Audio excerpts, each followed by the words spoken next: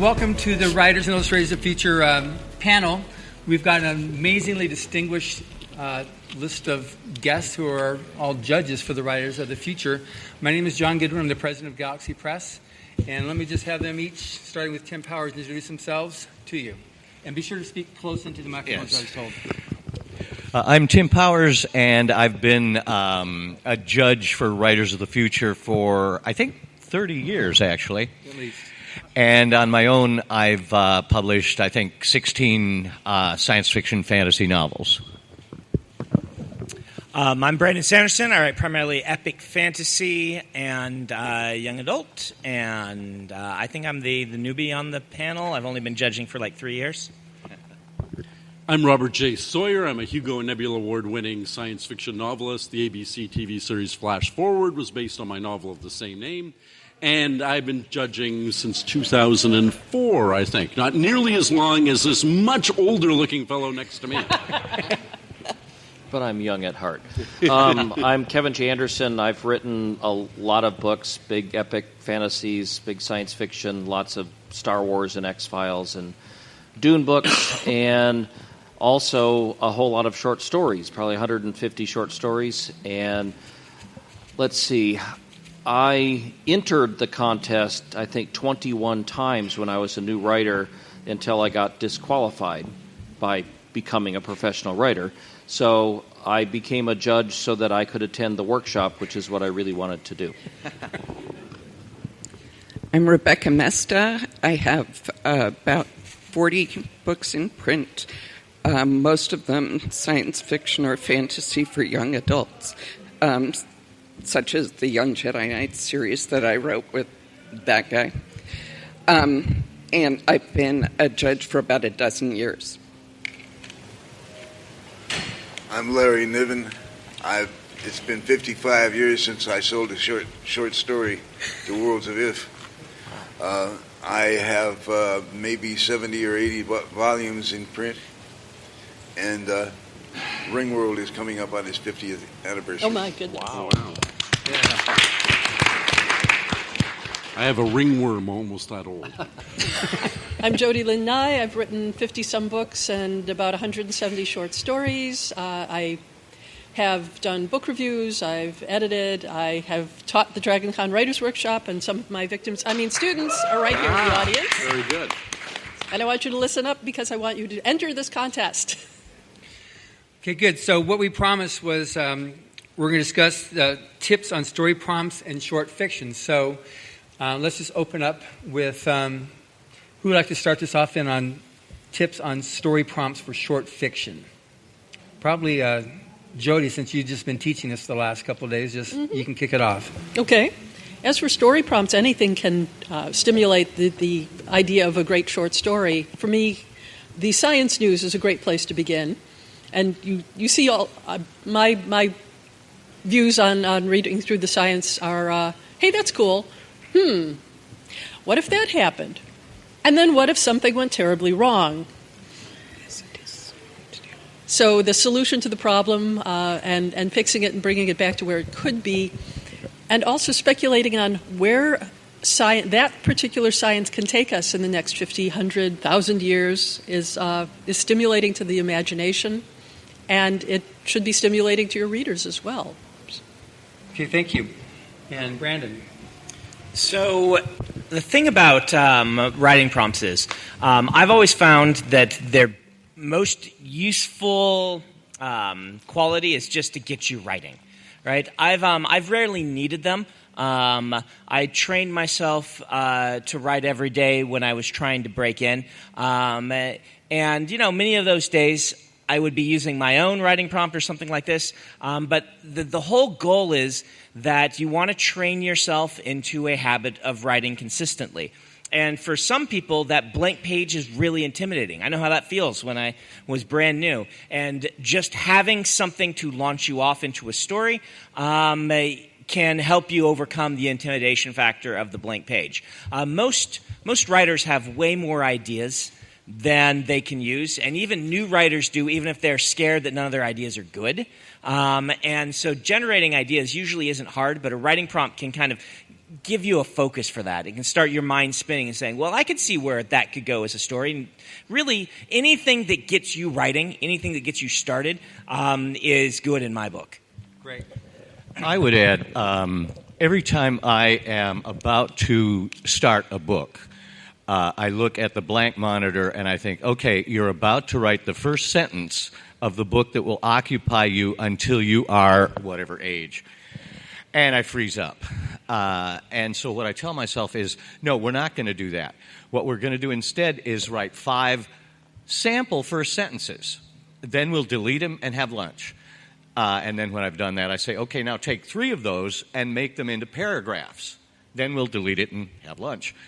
And when I've done that, I say, okay, now take 1 of them and expand it till it's like a page and a half. Then we'll delete it. And when I've done that, when I've got a page and a half written, I tell myself, I was lying. This is real. And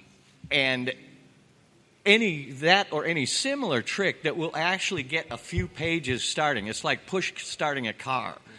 I find real valuable as a way to at least get the thing moving.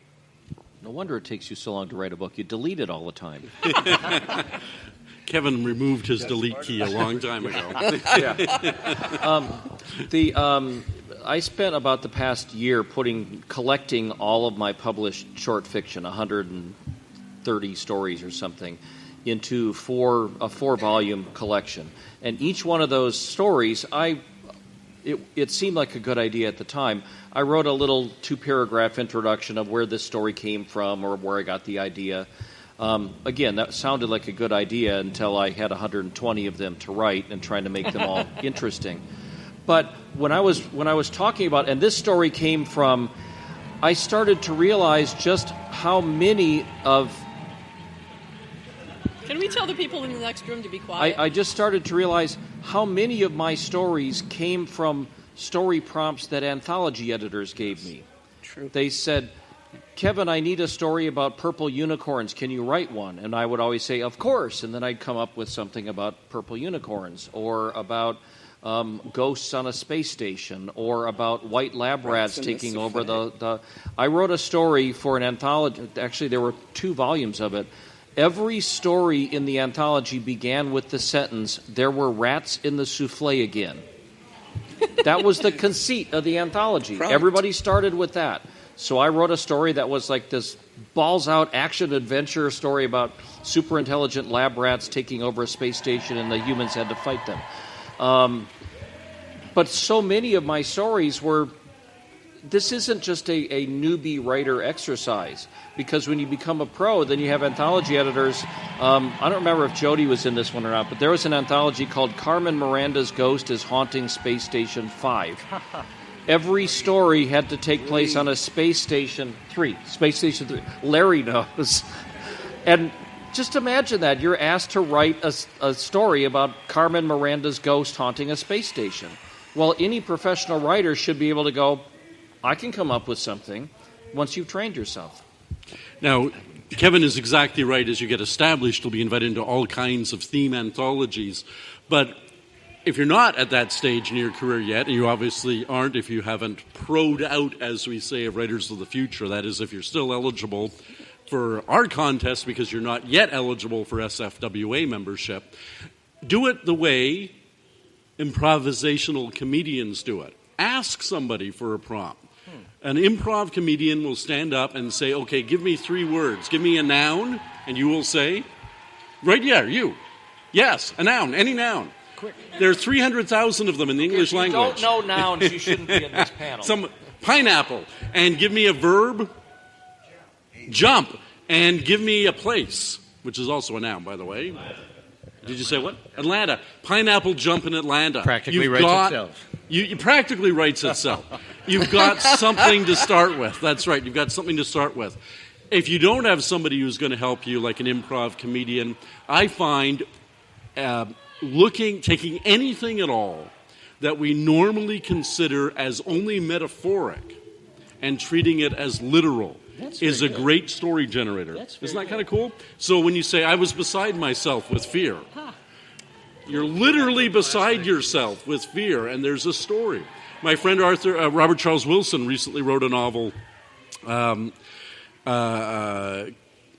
about, we all say we figuratively live in these information silos on social media. What if we literally lived in information silos where we only interacted in our day-to-day lives, in physicality, with people who shared our same worldviews as well, and got a great novel out of that. So I recommend that. It works really well. Just ask yourself any old cliche, anything that you only think of as metaphoric. Heart's in the right place. Heart's in the right place, right? And make a story out of it. That's very good. I'm going to remember that myself. There you are. All right. See, that would be a great anthology. This may sound like cheating, but I swear to you it's not. It's you take some old classic from the back of Beyond, make an elevator pitch about it, something you read long ago. Individuals from two deadly rival groups fall in love with each other and try to make a life for themselves, but something goes wrong. The elevator West Side pitch. Story.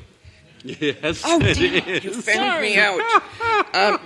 What would that look like who's now? sleeping in the guest or room what tonight, would that Kevin? look like in the future? Make your own story about it. You know, along those lines, Mary Robinette Cole just won the Hugo and the Nebula for a book that the generation of which was an anthology that said, take a public domain famous short story, take the first line of it, and then write something else. She took Wizard of Oz, wrote a short story that became a very well-known and well-regarded short story. She then wrote a novel from that and won both the Hugo and the Nebula for it. Yeah.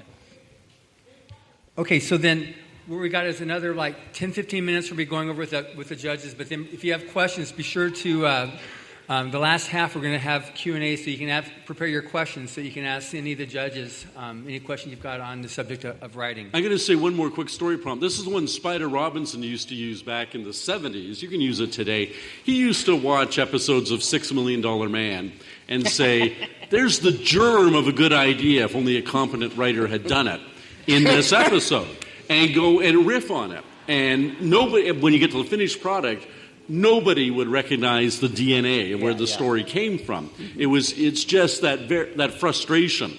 And there are lots and lots of old science fiction shows or old science fiction magazine stories you can go and look at them. And if only somebody had done this right, well, here's your opportunity to do it right. And every single writer will do it in a different way. You could give exactly the same story prompt to everyone out here, in fact, everyone out there, and you would have 100 different stories. This has been tried. Mm-hmm. You've got anthologies out there of stories all written from the same beginning or the same premise. There were rats in the souffle again. Exactly. Carmen Miranda's Ghost. Or the Harlan Ellison one. Was it Harlan who created it? I don't remember. Medea. It started with the main character going into a suicide booth and committing suicide. That's a good start for a story. Definitely it's a start. Actually, there's a very good point there, too. Write your pain. I had my mother died 3 years ago, almost 4 now, from Canada. Just before in Canada, we introduced physician-assisted suicide as a legal right. And so her last words were, and I was the one who took off her respirator, practically her last words were, now we wait for me to starve to death, because there was no way the doctor could aid her over that threshold. Find the things that are keeping you awake at night.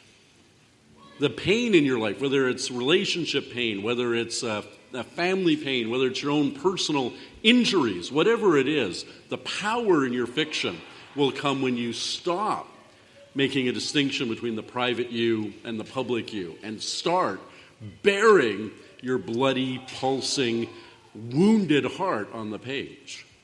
That's a very good point. Then your heart's in the right place. Then your heart's in the right place, said Kevin J. Anderson. That's why they pay him the big bucks. I like to know the ending of a story when I start writing. It gives me something to shoot for.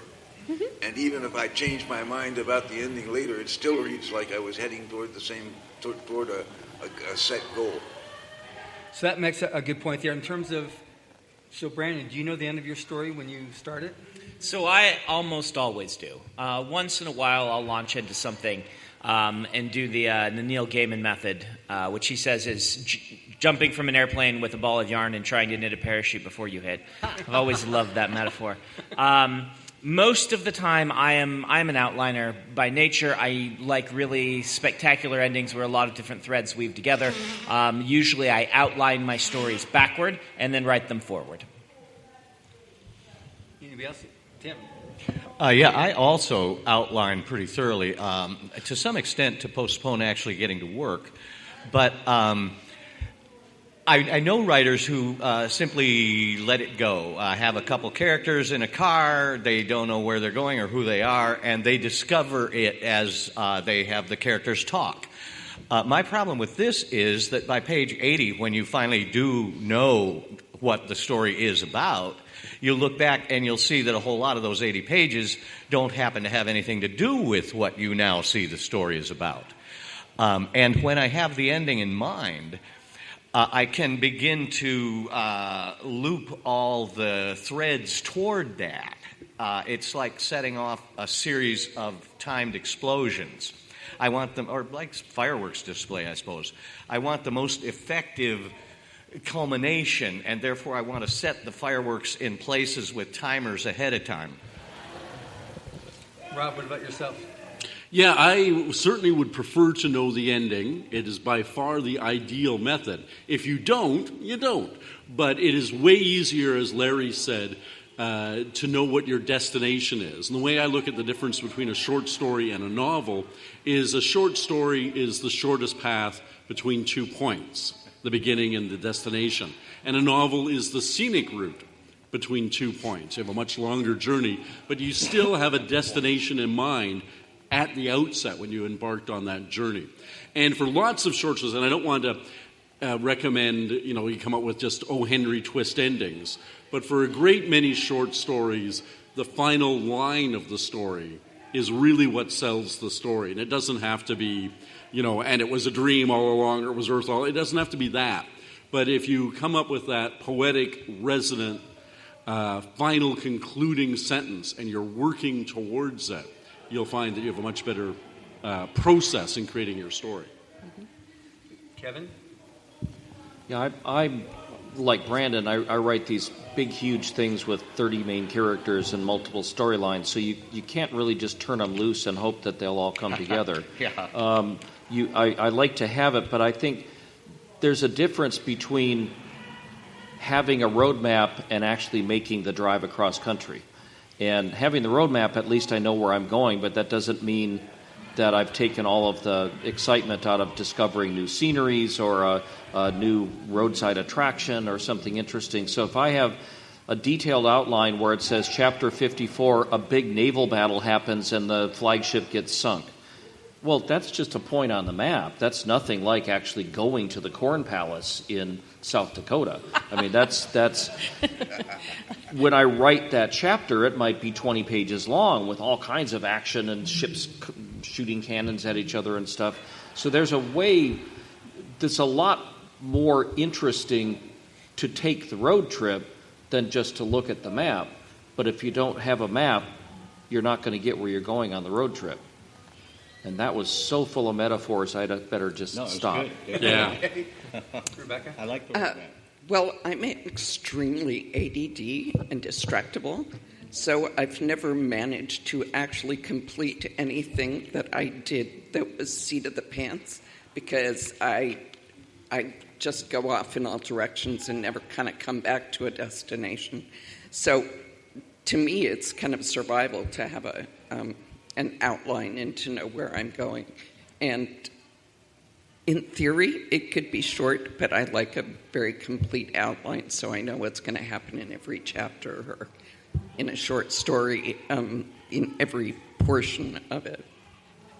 They say that there are two kinds of writers, plotters and pantsers, and I'm a plantser. So I I put down as much information about a short story or a novel or a series that I possibly can, but I do have a clear idea of where I want to start out and where I want to end up. But I can enjoy the journey while I'm going there, much as Kevin is looking for roadside attractions. And by the way, there's an Indian village they're excavating that is far more interesting than the Corn Palace in that wretched little town. Good to know. Yeah, but it's the only thing for 4 hours on either side on the interstate. Well, half an hour to the north is this extremely interesting archaeological dig. But the Corn Palace is a joke.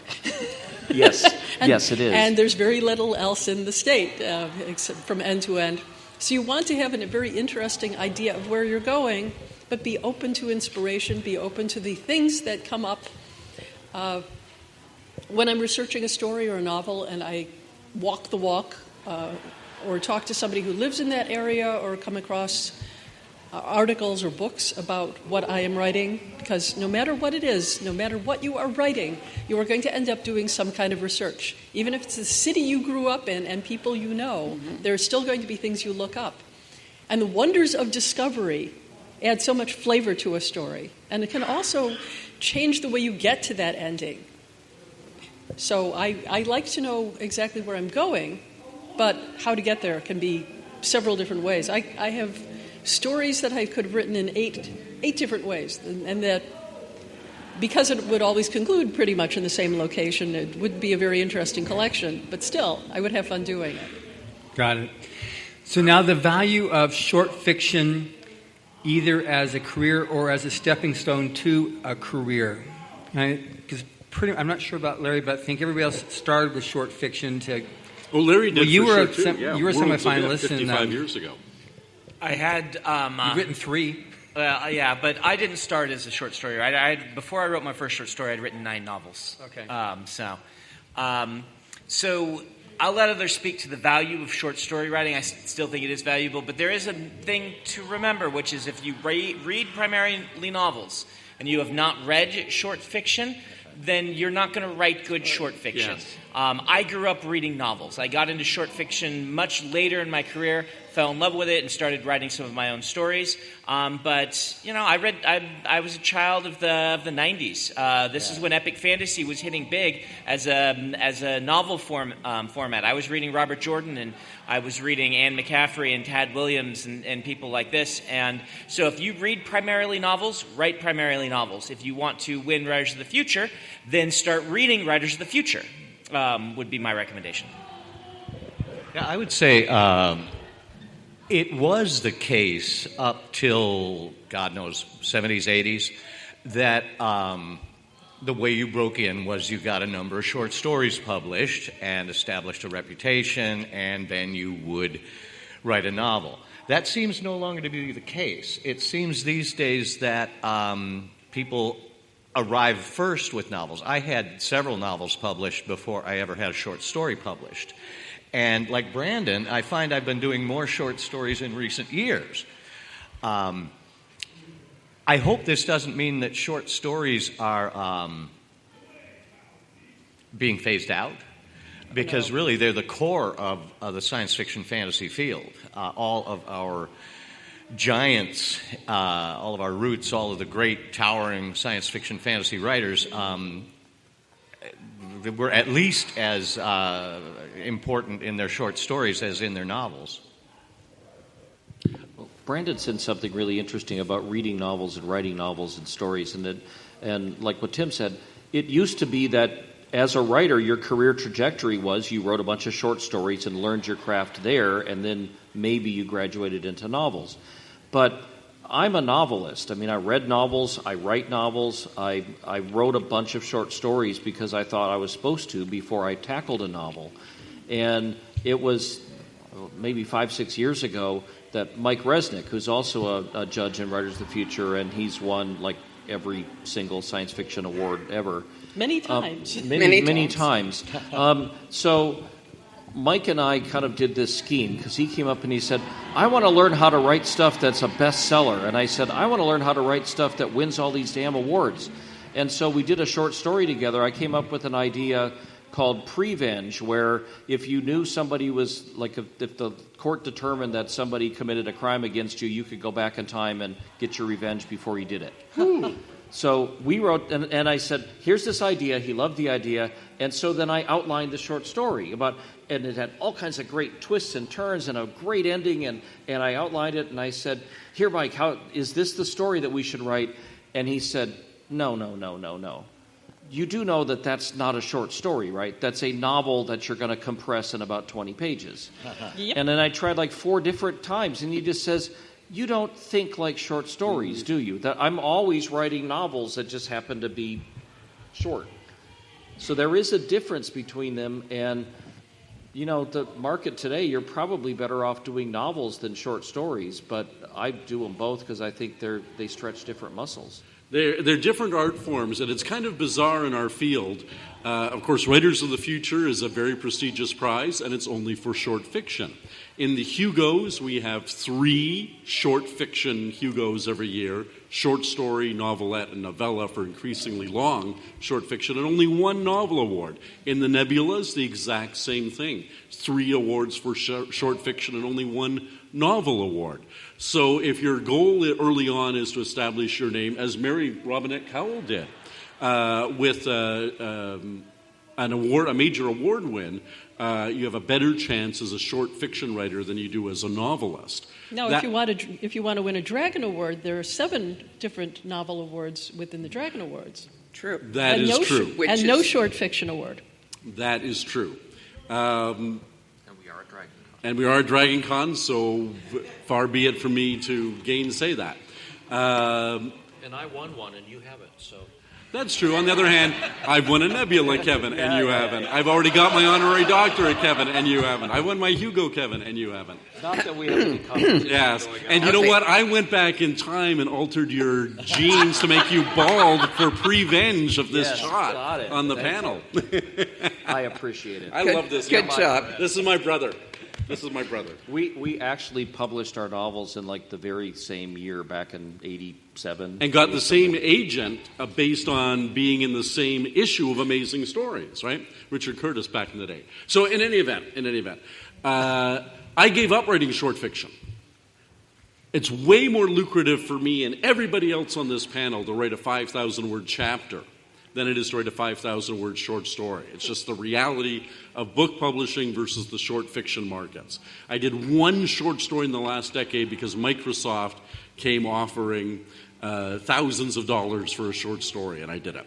But normally, no. It is not something you do for the money. You do it because you love that art form. And once you're established, if you don't love that art form, there's no reason to do it. It is as different as being, you can say you're an actor, but there are movie stars, action hero actors, and there are people who do one-man or woman monologues in fringe festivals. They're both actors, but they're completely different art forms. And so is short fiction and the novel, in my estimation. Can I add one caveat to that? That is absolutely correct, though ebooks and self-publishing have made the novella, which is that halfway step between a short story and a novel, into a viable. The thing I've actually written that earned the most money per word is a novella. And that's because once you can charge $2.99 for it on Amazon, you hit the better royalty rates. $2.99 to $9.99 is where you want to be on Amazon. Anything that's cheaper than that or more expensive than that gets a fraction of the percent of royalty. 50%, half the royalty. Yeah, they get half the royalty. And so once you can hit $2.99 and it's worth someone buying, a lot of people nowadays will do a novella tied into one of their big series and self-publish that. And those can be very, very lucrative. That's true. But short fiction just does not. It doesn't pay terribly well. We do it because we love it. But I will say, by the way, our contest, to bring it back here, what's our maximum word? 17,000. 17,000. So we take short stories, which SFWA and the Hugos define as up to 7,500, and we also take novelettes, which is up to 17,500 in the rules of the Hugos and the Nebulas. So we welcome longer short stories. And it's harder to break into the magazines with a longer short story. An editor wants to fill their magazine with bankable names. And you can break into the magazines more easily with a shorter piece of work. This is one of the venues right here, Writers of the Future, where a longer short story will find a lucrative home. And we've had several winners of late who are writing the longer short stories. Darcy, hers was just under 17,000. Right. Her gold award winner 2 years ago. I was going to ask you that. I would guess, just having the pieces that have come across my desk and things, that Writers of the Future skews longer than it used to. Definitely, it's going longer. The last lot, there were a couple of very long. The last lot, there were a couple of very long ones that I thought were the best. They were really good stories, yeah. But they're not the best because they're long. That's right. Well, Yeah. but A short, Because they made the most of the words they put into the Here. story. But there's another aspect to that too, because many of the winners in Writers of the Future have taken their winning piece and turned it into a novel. Yeah. In fact, Patrick Rothfuss's winning piece he turned into I forget the name of the novel that. Name of the. Oh, the it name of disappeared the without a something. trace. Yeah. But there's. I can't speak for everybody here, but as a judge, when I'm reading these, our philosophy in the contest is not to pick a great short story, it's to find a writer who has great potential to become a career writer. And when I see this big, intricate 17,000 word thing that's clearly a piece of a larger work, or somebody who wrote this really clever story that's 2,000 words long with a twist ending, in my mind, I'm thinking, I want to support the person who's got this huge, complex thing that they're going to do something with, because the clever little short story might be the best and only thing this guy ever writes. And I'm looking, when I'm reading the stories, there's a filter in my mind thinking, which one of these is most likely to make it as a career writer? Interesting. And just so it's underscored for you guys, that's all we know is the story. We don't know the name of the author. We don't know the gender of the author. We don't know the ethnicity of the author. We don't know the national origin of the author. We don't know the age of the author. We know nothing. This is absolutely a meritocracy. We're looking for nothing but great stories. And although our judging panel here is not reflecting, just by coincidence, the diversity of our judges, but we have Nnedi Okorafor. She was published in, I think, volume 2017. Yeah. And Sean Tan, right, from Australia, and Sean Williams, both. Sean Tan's the illustrator judge, and he won an Oscar a few years ago for short, lost things, an animated short. And then Sean Williams, who's now Dr. Sean Williams, who just moved back to Australia. Yes, he's teaching now as well as writing. So like Rob was saying, we have quite a diversity of the various judges, and that's one thing that's very important to make sure that it's known that it's just across the boards. We're looking for just the best in new talent and to provide that launching pad for aspiring writers and artists. And just to finish what Rob was saying, it's free to enter. It's open only to people that are amateurs, not professional. And it's defined in the back of the book and also on the website. And we have a lot of other support things that we do as well. We have a podcast, of which I'm recording this one right now. So this is going to be a podcast. Hello, podcast listeners. Hiya, podcast. Hello.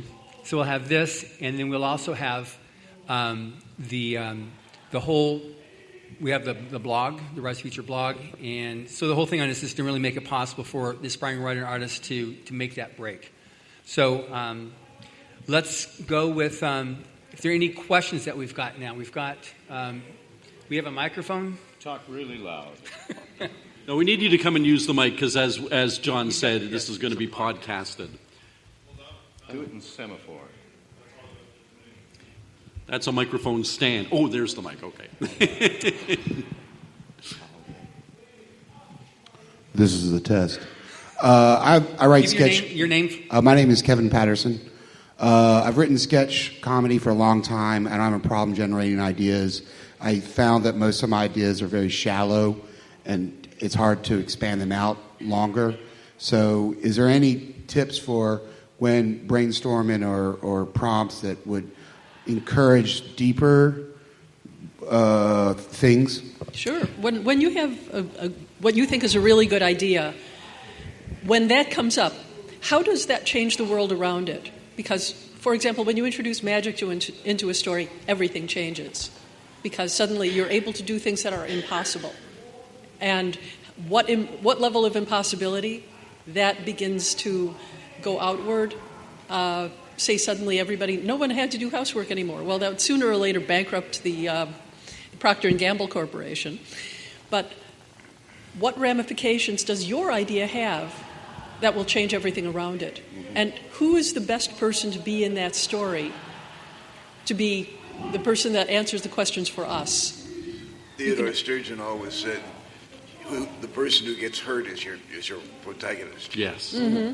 Right. And I think he also said, ask the next question.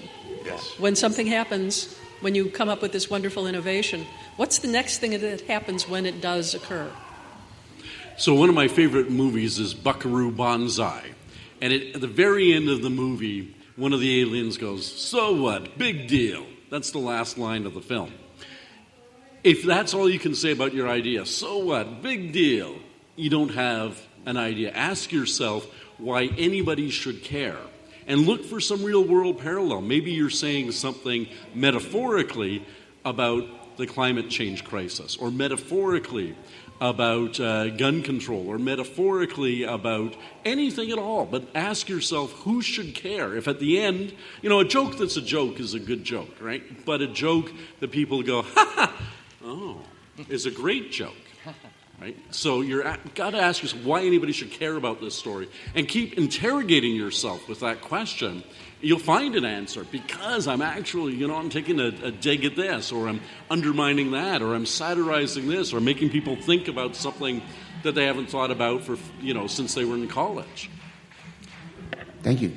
Good. And if you have other questions, just stand in line, get in line here so we can give us more chance to get more questions. Queue up, the most useless word in the English language, because it's the letter Q followed by a pointless lineup after it. Thank you. Queue up. It's a British soft drink. Hi, I'm Naomi Vader, and... Vader? Yes. Wow! I married my husband because that was his last name. So why else? He's also an amazing cook, yes. And, that just has it made. This is the husband you're looking for. Exactly. And so he's actually read, we were at a panel earlier, and somebody was like, I don't know if it was one of you two, but anyway, sorry, I'm getting off track. Two bald guy. Yeah. He was like, oh, that person's book wasn't as good as the other person's book or something. I don't know. Anyway, your question, please. Sorry, off topic. No, we're seriously digressing. Yeah. I apologize. It's my fault. Go ahead. First, I want to say that the fact that, so growing up, I went to a lot of writing classes. I went to a vocational high school, and that was my major for 9 years, is creative writing, although I hate English class. And all the time we had these short story contests, and they were like, write a short story and submit it for these contests. And every time my teacher's like, this isn't a short story. This isn't the end. And I'm like, but I need a short story for the contest. And she's like, yes, you do, but you have to use something else. So everything I write is not a short story. And I guess, when you realize that, how do you stop yourself? Your contest is only 17,000 words. How do I make sure that I'm writing a short story and not a novel?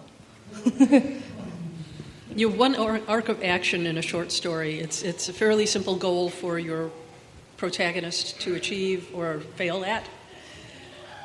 With a novel, there could be sidelines. There could be people who also have their own story arc who are involved in it. You can have a much more complex approach to your world building, introducing characters, texture. You have very little real estate in a short story to get all of that in. I do as much world building as for a short story as I do for a novel, which is why I should probably go ahead and write them as novels. But I get to tell one story, just one tale in a short story, one achievement or one problem that I need to solve. So if you have more than that, you probably have begun a novel. Just keep coming up with ideas until you find one that you can write within that zone. This matter of endings is very much a learned skill. We can't teach you. You'll have to teach yourself. Yeah, that makes me ask, do you subscribe to any short story magazines? I used to. I haven't in a while. Okay. Do you read any of the year's best science fiction anthologies? No. So we need to pick those up then. So if you want to write short stories, you got to learn from the people who are writing great short stories. And I like the year's best anthologies. I would consider Writer's Future one of those. Gardner Dozois, though. That was an interesting. Well, I don't know if those are being published anymore. Oh no, they're not. He's Yes, dead. I know. Yes. That's why I said. Oh, I'm like, see. oh, I thought that was an editorial. No, Gardner Dozois. I used to buy all of Gardner Dozois, and I really liked them, but you can't buy those anymore. So I was trying to think of who's doing those now. But buying the year's best anthologies is a good place to go. Also, I think this would be a good place for a fairly strict outline. I mean, if you outline what is a short story with developments and ending, I think that would contain it. I don't think you'd find it bursting the boundaries and wanting to become a novel. And the short story anthologies are a real good idea. Best of the year, collected short stories of this person or that person.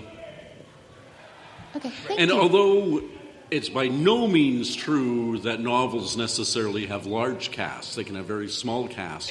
Almost all short stories have a very small cast of characters. If you can't tell your tale with 2, 3, 4 people, it probably isn't a short story. Thank you. Very good. Hello, I'm Hannah Azak, and my question is, when each of you is judging for the contest, what specifically do you tend to look for? Good stories. What does the That's what good. tend That's to look good. for? So Yeah, it's a when really you're good judging. question. You mean, because... Sorry. No, go ahead. I have a riot going on behind me. It's very hard to hear sometimes. What do you look for as a judge when you're reading okay. stories? Because you can look for great characterization, and you can look for a plot that goes snick, snick, snick and leads to that last line, and you can look for beautiful language, all different things. One of the reasons we have a plurality of judges, rather than Dave Wolverton, who is the head judge just picking every year, is because I think we each all have individual tastes. And I must say, at this stage of my life, I'm much more interested in somebody who has written something beautiful linguistically than I am in somebody who has told a clever story.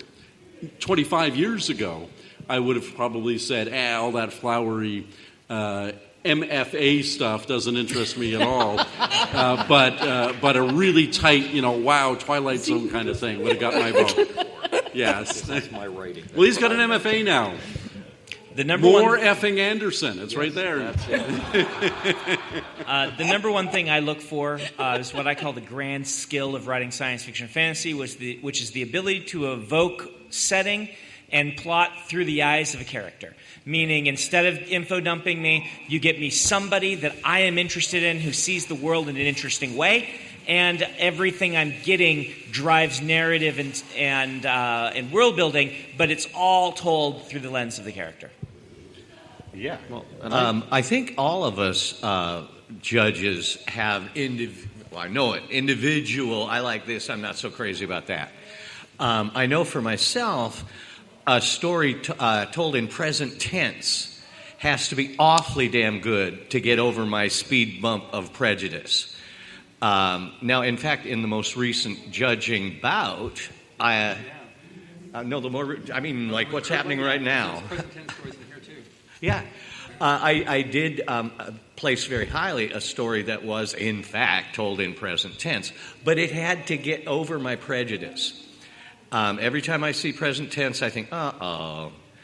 But I stick with it, and if it happens to be really good, I think, I cut him some slack. This is a point in favor of knowing your audience. Your audience here are professional science fiction and fantasy writers. Present tense is the standard in young adult literature, and you find far more present tense than past tense in YA. That's a different audience, those editors and things like that. So kind of knowing your audience will help you. I will say one more thing. Brandon, of course, best known as a fantasy writer. I'm best known as a science fiction writer. I think we both, and all of us, bend over backwards to be receptive to stuff that isn't just in our narrow wheelhouse. Yes. If a fantasy story blows me away, absolutely gets my first place vote. Well, and I try to approach. I think we each get 8 stories when we're judging. It's been winnowed down to about 8 that we read per quarter. And per quarter. And when I get the stack of stories, I really just sort of tune out and go, I'm just going to read these in a random order because we don't have any author names or anything on them. We just pick them up and read them. And usually I go, oh man, why do they always have to write 17,000 word stories? Yes, that's right. So my advice would be write really short ones, but then I almost never pick the short ones to win. Right.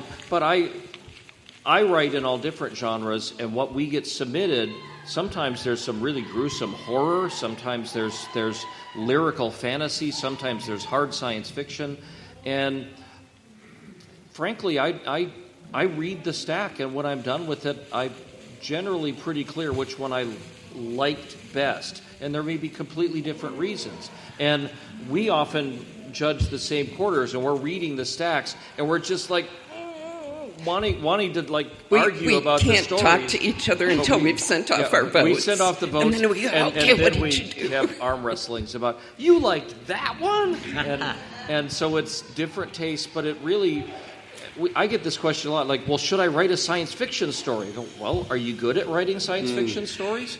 Write a good story. And it can be in present tense. It can be lyrical, flowery stuff. It can be just gangbuster action that just sweeps me away from paragraph 1 all the way through to the end, and it's the fastest paced Die Hard in space that I've ever read, and it's wonderful. So, I mean, if I look back at the ones that I've picked as the number one story over the quarters, there's probably no pattern whatsoever other than that they were good stories. I think the main thing about this as a market is that virtually anything is acceptable, well written. I mean, we get heroic fantasy, urban fantasy, horror, hard science fiction, soft science fiction. All of it is considered very open-mindedly. We're incredible about that. I have to tell you that one of the things that makes a difference for me is, does it hit the ground running? It doesn't have to be an action story, but I have to be hooked by you. And page 1 is preferable. I want to know exactly where you're going. What is it that's unique about the story that I cannot stop reading, that I need to go on with it? And if you hate first-person stories, we had a second-person story. Where the narrator was addressing you. In fact, that was a brilliant story. And I have to say that was my favorite of that. It's rare, and it's really hard to do a good one. It's a gimmick. I've read 2 stories in second person over the years, and one of them absolutely was a gimmick. It was in Ellery Queen Mystery Magazine. It was called You Done It, and the last page had 6 bullet holes in it. But Vida Cruz's Old and Ugly was a fabulous story, and the fact that I can remember it even though it was previous year. And I would have said, of all things, don't ever write a second-person story, especially of substantial length. And she pulled it But off. especially for you in the South, none of those second-person plural y'all stories. We don't want any of that. But it was a brilliant damn thing. We want second person singular, not plural. But on the whole, catch me right away. Don't expect me to go with you on a 12-page journey before you tell me why you're telling my story. Gotcha. I admit to a prejudice for science fiction over fantasy. But more to the point, give me an ending. Yep. I don't judge a story until I see the ending. Mm-hmm. And my prejudice is for something that kind of makes sense. Whether it's science fiction or fantasy, I love it to look like you know what's behind the scenes, like you really built out your world. Do not tell me the whole world in your short story, because you don't have the time. No, you don't have the time. But imply your world and imply that it makes sense. I do have a preference for science fiction, but if I read fantasy, I want it to be like science fiction in that it makes sense. If you've ever read a Brandon story, his magic makes you work for it. It is not just he waves his hand and it happens. There are reasons for everything.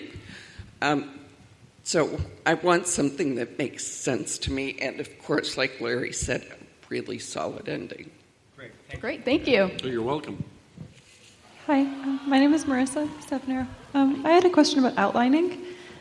So what do you do when you write out your beautiful outline and then your characters and your story don't like your outline?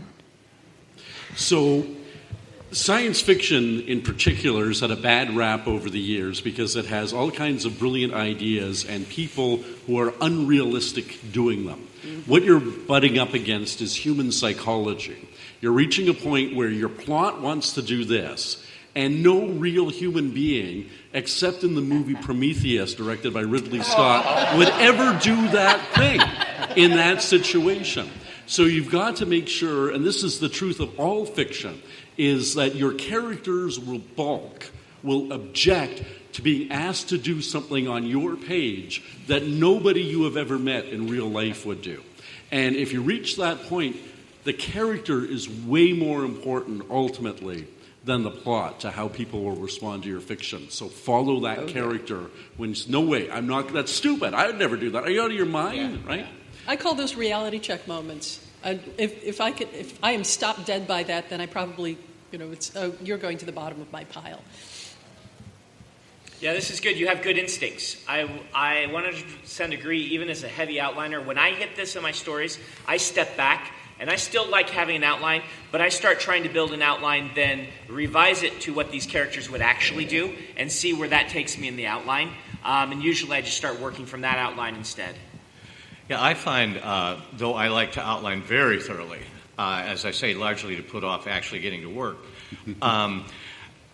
when I start to actually write, it's as if now there are people on a stage holding scripts, walking from tape mark to tape mark, actually enacting my outline.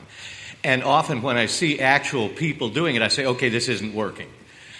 In the outline it looked good, but now that I see people actually enacting it and speaking the lines, I can see, no, this looks fake. We need to break up the outline a bit, rewrite that. Great. Yeah, this will be our last question here. I find I'm Amanda. I tend to have a problem with coming up with a really good idea that I'm very excited about, but I have a hard time finding the motivation to actually sit down and do anything about it. Do you have any tips do you just force yourself to sit down and work on it, or?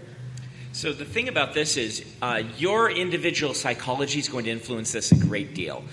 Basically, this is human psychology in a nutshell. How do you get yourself to do what you want to have done, right?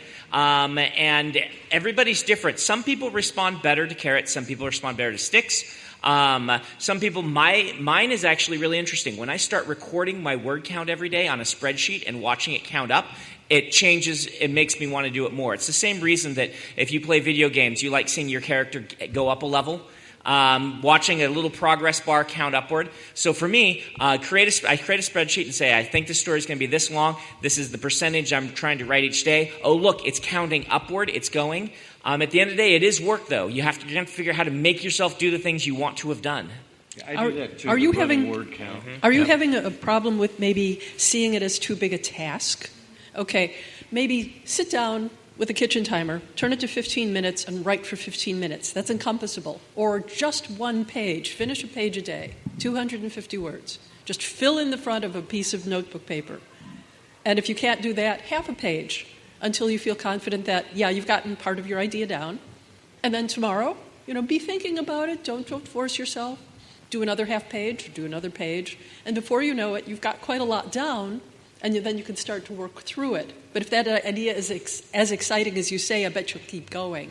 But don't force yourself to, because I think you're being daunted by the task, and you don't have to be. You can take it in bite-sized pieces. And turn off your internet connection. Turn off your phone. Well, and it's also an attitude thing, because if you're just starting out, you might be thinking that you're dabbling with writing, you're playing at a story, you're doing it. But if you are a writer making a living at it, or if this is your career, this is what you're doing, then this is your job. And, a lot of bankers don't like their job either, but they go to work every day. And teachers might not like their job, but they go to work every day. And lawyers go to work every day, and surgeons. And everybody has to go put in their hours behind the desk or whatever it is they're doing for a job. So if you're a writer and you just don't feel like it, well, think of all the other people that don't really feel like going to their job, but they do. And there are days where I just I got to get 2 chapters done, but I really don't want to write, but I force myself to write them. And then I go back and read the whole manuscript, and those chapters don't read any different than the other ones. Yeah. And sometimes what's overwhelming for some people is the writing isn't perfect enough right away. And sometimes you have to turn off your internal editor and just go with the excitement of the story until you're done with it, and then you can go back and edit it until it is beautiful and polished. Oh, yeah, that's great advice. I mean, when I was starting out, I had that problem a bit. I was comparing my first draft to professional published authors' last drafts. Yes. Giving yourself permission to not have to be a pro yet, giving yourself permission to just write it and enjoy that process. We have a big problem with this, I think, in our society, particularly with the arts. We'll let someone go play basketball because they enjoy it, right? And no one asks them, well, when are you going to go play in the NBA? But if someone starts writing a story, people are going to start asking, when are you going to sell it? When's it going to make you money? We look at take this utilitarian view on things in our culture. And remember, you can just write because you enjoy it. And maybe you'll go pro, maybe you won't, but just love the process. And learning that took a lot of pressure off me as a new writer. And I think it's very valuable to, as people have remarked, your first draft is not the same thing, the same category as a story you read in a magazine or book. I don't know about anybody else, but my first drafts, when I reread what I've written today or this month, I'm always struck by how lifeless and pedestrian and leaden and stupid it is. And I have to remind myself, it's first draft. It's supposed to be those things. Of course, it looks like it was written by, I think up your own rude category. It's supposed to at this stage. It is just people in street clothes holding scripts, looking at tape marks on the floor. We'll fix it up. Later, there will be scenery behind them. There will be drinks in the glasses. It's like you start off as Tom Knacks, and you end up with Tim Powers at the end. You go from having a knack for doing something to actually doing it with your full superpowers as you revise. And I find, this is probably not valuable advice, but I find guilt is very useful. When I'm sitting, that works. When I'm sitting at my desk, I think Aldous Budrus said once that most writers would rather do anything than write today. You think, there's a paperback book on the floor. I remember that was really good. I'd rather read that. Everybody would really rather do anything than write. So what I find useful, people like Asimov loved to do writing above all else. You want to go to Disneyland or you want to write? He'd say, I want to write. Most of us aren't that way. So I find it useful to look out the window and see a UPS truck drive by and tell myself, he has a job. What are you doing? What right do you have to use oxygen that somebody else could use? I have a quote here from Octavia Butler, one of our greatest writers. You don't start out writing good stuff. You start out writing crap and thinking it's good stuff. And then gradually you get better at it. That's why I say one of the most valuable traits is persistence. It's just so easy to give up. Don't give up. Just put it down, work it over later. But don't lose those ideas. The most vital thing is when it's fresh in your mind, get down as much as you possibly can on paper and then work on it. Work through it. When you feel confident about it, when you don't feel confident about it, go back and look at it and you'll say, wow, that's better than I thought it was. So feel confident in trying. Great. Good luck. Thank you very much for attending. I'd also like to recommend everybody, this is the current volume of Writers of the Future. It was the contest that was started in 1983 by L. Ron Hubbard, and the purpose is to provide that helping hand for the aspiring writer and artist. Do enter the contest. It's open for everybody. Thank you very much, and thank you very much, panelists.